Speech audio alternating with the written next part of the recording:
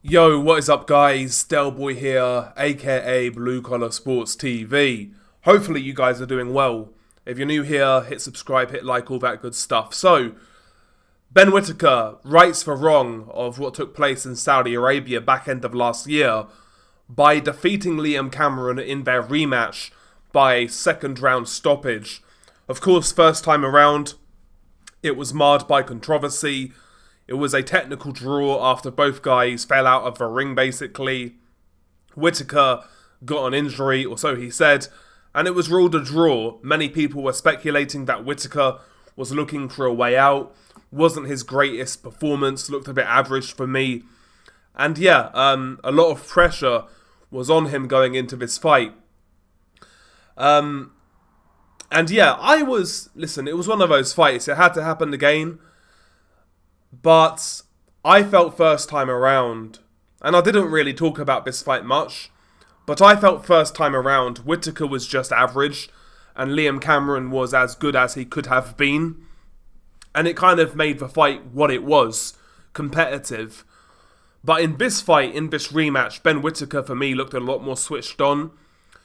He was more accurate with his work, quicker, sharper, just better all round, whereas Cameron was basically the same guy. First round, Ben Whittaker active with his jab early on, prodding and probing with it, trying to fire the right hand behind the jab. Liam Cameron coming forwards with the high guard. Cameron was blocking some of the jabs, was blocking some of the straights, but some were getting through, and Whittaker would land a scooping right hand to the body as well. Round one, Whittaker was much more active. Cameron landed a couple of jabs. He landed a right hand at the end of a round, left hook to the body as well. But round one, Whittaker was sharper. He was more active. There was more output there. Clearly outboxed Cameron in round one. Round two was where this fight ended, by the way. Round two, Whittaker comes out again trying to get on his jab. Cameron comes out behind his high guard, trying to walk down Whittaker. I actually felt Cameron had a little more success in round two, towards the start of it anyway. A couple of more jabs were landed, a couple of more right hands were landed by Cameron, a couple of body shots as well. Whittaker was still landing his own shots. He was looking for his counter right hand. He was looking for the openings in Cameron's game. When Whittaker would lead off, Cameron would just shell up. And I think Whittaker realised that, if I throw when this guy throws, I've got the speed, I've got the sharpness to really take advantage. And that's what happened in round two. I think Liam Cameron threw a lazy jab. Whittaker timed it over the top with a really quick overhand right counter, like a pull counter right hand. Bang on the chin. Liam Cameron did the chicken dance. You could tell he was rocked quite badly. Legs were shaky. He backs up to the corner, Liam Cameron. Tries to cover up.